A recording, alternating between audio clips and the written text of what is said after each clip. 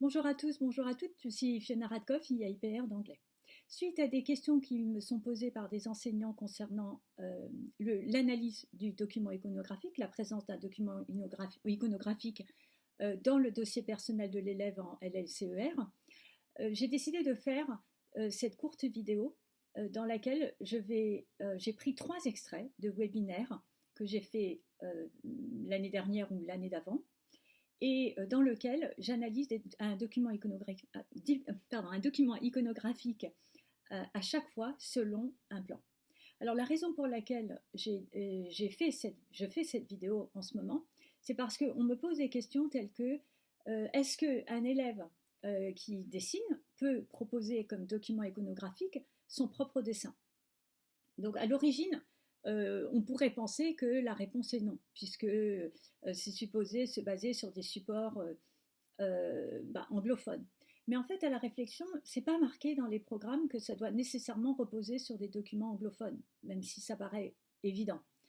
Mais quand on réfléchit, on se dit qu'un élève qui est capable de dessiner quelque chose et surtout qui est capable de l'analyser et de montrer comment la perception, l'analyse qu'il a de son dessin permet de mieux comprendre le monde anglophone, eh bien pourquoi pas. Sauf que il faut vraiment s'assurer que l'élève est capable de faire cette analyse. Et donc c'est suite à des questions comme celle-là que je me suis dit ce serait intéressant, plutôt que de vous obliger à aller voir les webinaires, les trouver les extraits, de faire un montage avec les 3 extraits pour que vous puissiez voir le plan que vous pouvez utiliser avec vos élèves, vous donnez à vos élèves pour analyser des documents iconographiques. Donc à chaque fois, le plan est le même. C'est d'abord analyser le sujet et le contexte culturel, puis le format, la composition, le cadrage, l'angle, la lumière, la profondeur de champ, le temps et les références à d'autres œuvres. Donc, c'est pas pour vous dire que vous devez obligatoirement respecter ce plan. D'accord, le plan n'est pas dans les programmes. Ne pensez pas non plus que vous devez évaluer vos élèves ou que quand vous allez faire passer les élèves au mois de mars, vous attendez à ce qu'ils respectent ce plan. D'accord, c'est vraiment une aide que je vous donne pour pour que vous puissiez mieux comprendre et que les élèves comprennent que l'analyse d'un document iconographique, ce n'est pas en haut à droite, il y a ceci, en bas à gauche, il y a cela. C'est vraiment, on est dans l'analyse. Voilà, donc je vais mettre donc à la suite les 3 extraits des webinaires et je vous souhaite à tous et à toutes une excellente continuation. Au revoir. Donc, au tout début, il faut se poser la question, pourquoi ce choix par l'éditeur? Parce que là, c'est un extrait d'un film. Pourquoi est-ce que l'éditeur a choisi cette photo-là plutôt qu'une autre? Puisqu'on est dans un film, ça peut être un peu plus tard, 5 minutes après, 5 minutes avant. Quel est le sens véhiculé par le cadrage, l'angle, la lumière, la profondeur de champ? Quels autres choix étaient possibles? Donc après, je vais vous analyser la photo. Mais ce que je veux montrer à travers ces questions, c'est que quand on analyse une photo, quand vous allez faire analyser les photos par des élèves, en fait, c'est un peu le processus de l'analyse linguistique pour ceux d'entre vous qui ont fait des études d'anglais à l'université et qui ont fait de la linguistique. Vous savez que, par exemple, used to et would, eh bien, en fait, pour analyser used to, on va analyser le used to, mais après, pour mieux comprendre le sens, on va comparer avec would. Et quelle est la différence avec would? Et donc, quand on analyse une photographie, si vous avez vu le webinaire de l'inspecteur général, vous voyez déjà ce que je veux dire.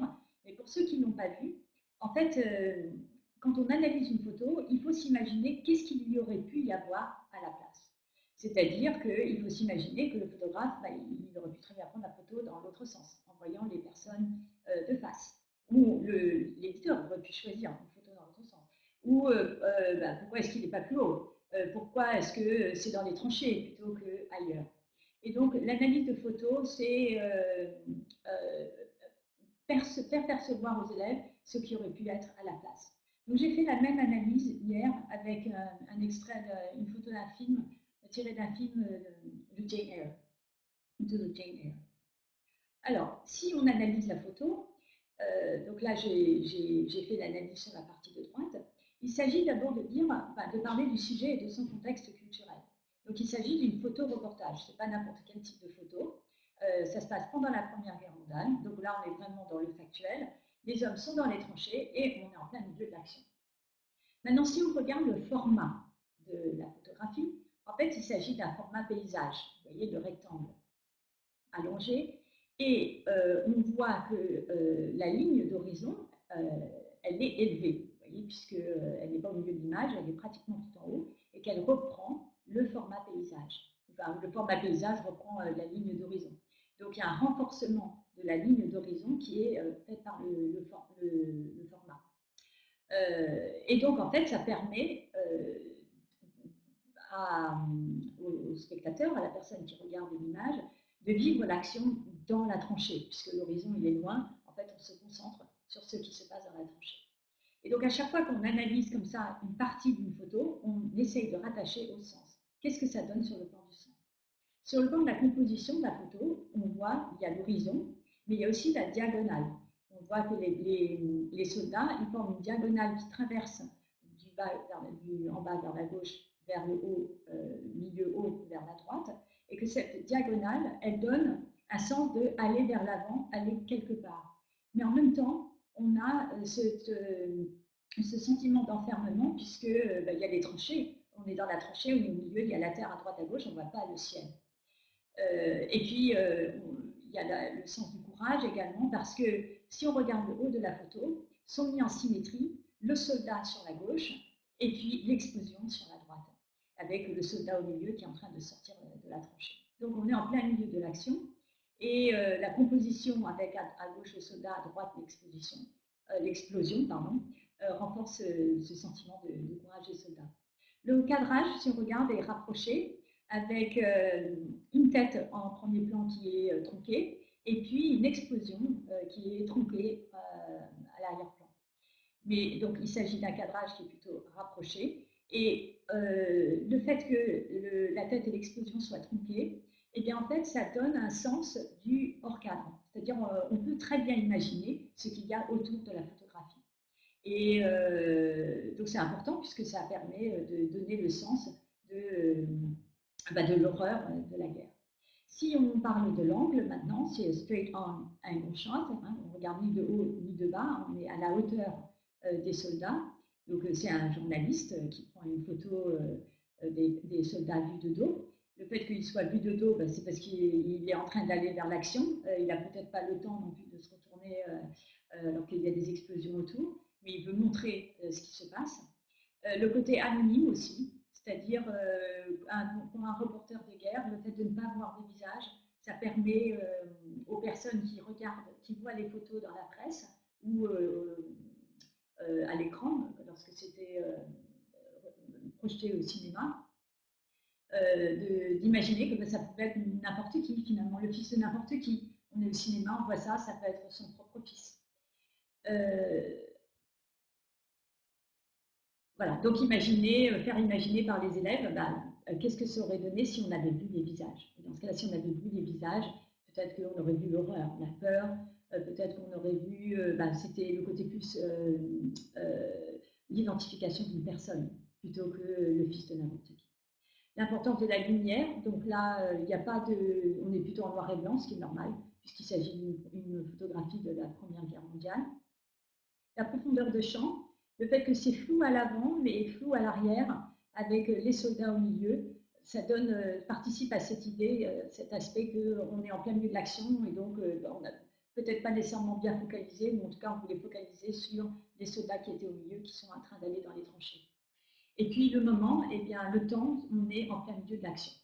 Donc c'est pas quand tout le monde est sorti des tranchées, c'est on est en train de sortir des tranchées, juste avant l'horreur.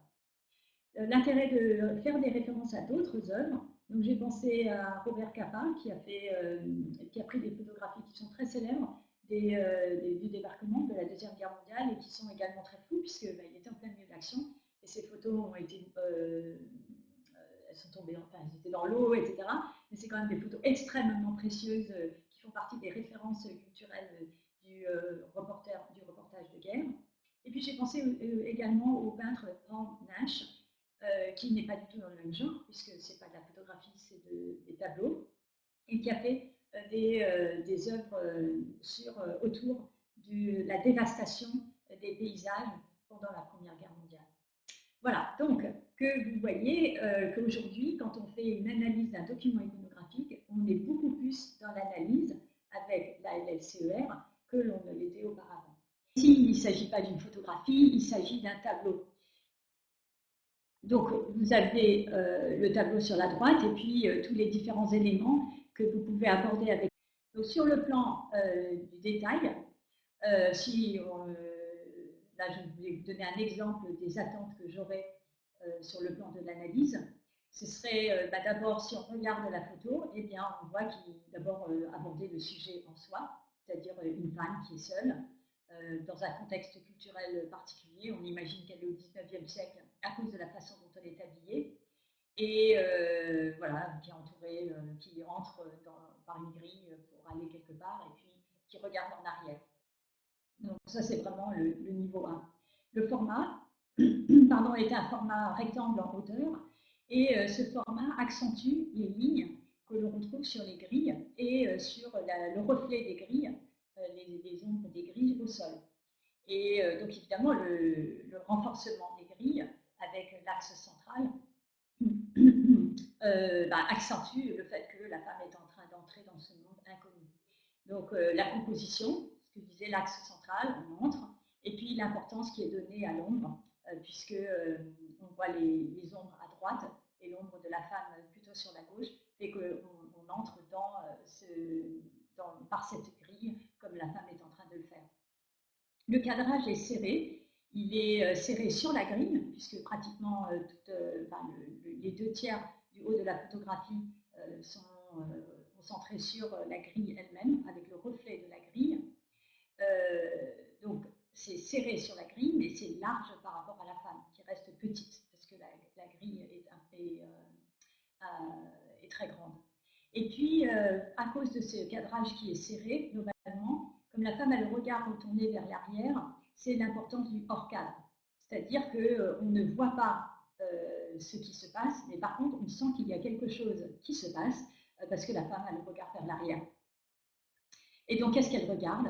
Eh bien, c'est ce sentiment d'inconnu. Donc, si, juste pour interrompre ma description, à chaque fois, rattacher un sens, enfin, quelque chose qui est analysé a un sens. Par exemple, le format, ça va être l'enfermement. La composition, ça va être le côté menaçant. Le cadrage serré, ça va être l'inconnu, parce que justement, on ne voit pas ce qu'il y a autour, et pourtant elle regarde. L'angle, c'est le fait qu'on est à hauteur du personnage, donc on peut s'identifier plus facilement puisqu'on est à sa hauteur. Quel serait le sens qui serait véhiculé si, au contraire, on regardait de haut ou si on regardait de bas?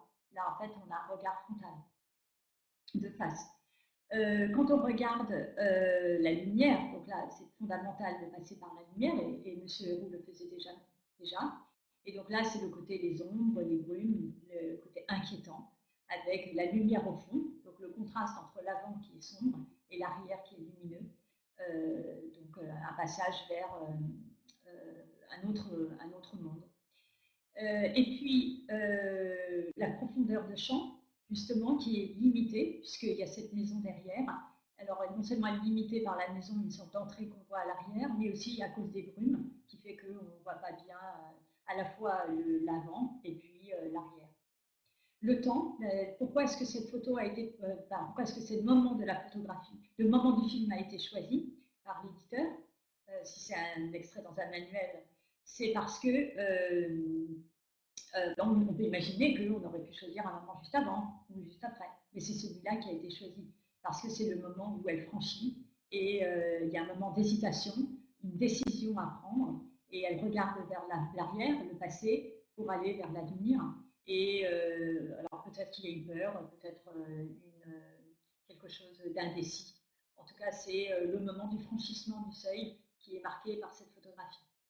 Et puis c'est intéressant également aussi de voir les références à d'autres œuvres.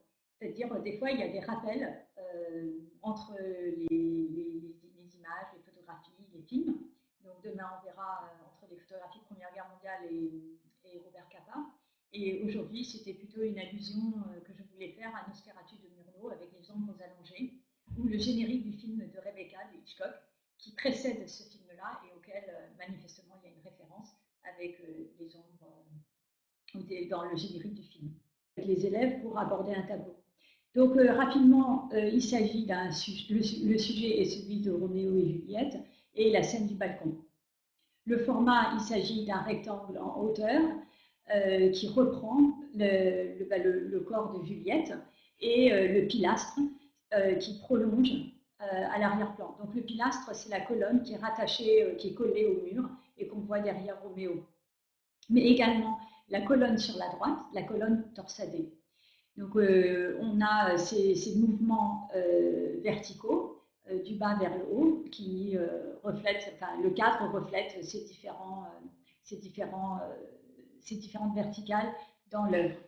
On retrouve également la verticalité dans la colonne qui est torsadée, avec le lierre qui la grimpe, le mouvement vers le haut, avec le couple qui est enlacé, qui est au milieu et qui a la même verticalité que les colonnes. Le cadrage est serré sur le balcon et on voit les deux personnages. On voit Juliette en entier. C'est pas, le parti pris n'a pas été pris de cadrer juste sur, de faire un portrait juste d'un buste ou d'un visage. Le point de vue, en photographie en 10 angles, le point de vue ici, c'est interne, on est à l'intérieur du balcon et on est à hauteur des personnages. Et donc, c'est le spectateur qui est témoin de la scène. La composition est très importante ici parce qu'elle est très chargée, ce n'est pas un décor dépouillé. Vous voyez, il y a beaucoup de décorations, il y a la nature, le lierre, les drapés des rideaux en arrière-plan sur la gauche. La composition est asymétrique, c'est plutôt une symétrie perturbée par la colonne qui est à droite. Parce que si manifestement la colonne torsadée avec le lierre a été rajoutée, on aurait très bien pu ne pas l'avoir. Et si on ne l'avait pas eu, on aurait eu un tableau symétrique. Mais le fait que la colonne a été rajoutée, la colonne torsadée, fait passer le tableau de quelque chose qui est symétrique à plutôt quelque chose qui est de l'ordre du triptyque et qui divise le tableau en 3 parties.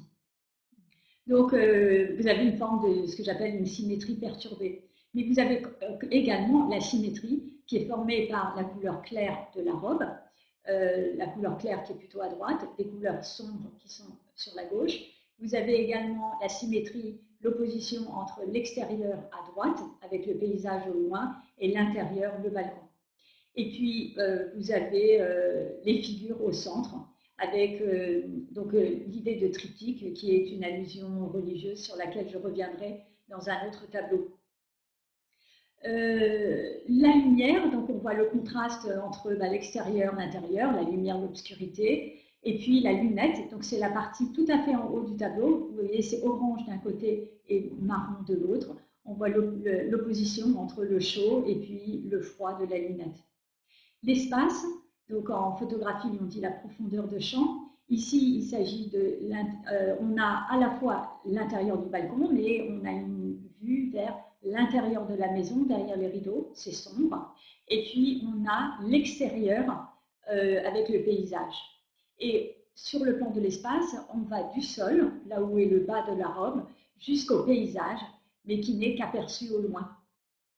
Et il y a une rupture entre cet espace intérieur et l'extérieur, et cette rupture, elle est constituée par le muret formé par le balcon, qui symbolise le fait qu'il n'y a pas d'avenir pour ce couple. Le temps dans ce tableau est le moment de l'instant suspendu du baiser, qui peut être plus ou moins long. Donc, ça présuppose là que c'est pas facile de se quitter, donc c'est pas une seconde, ça peut être plus long puisqu'elle s'accroche. Donc, les amoureux sont absorbés donc c'est une allusion également à la peinture troubadour de la Renaissance. L'explication, donc il s'agit ici de 2 familles qui s'opposent, donc faire le retour par rapport au texte qui a été vu en classe. Et puis également l'importance de la richesse. C'est pas n'importe qui, c'est pour ça qu'ils ne peuvent pas s'aimer.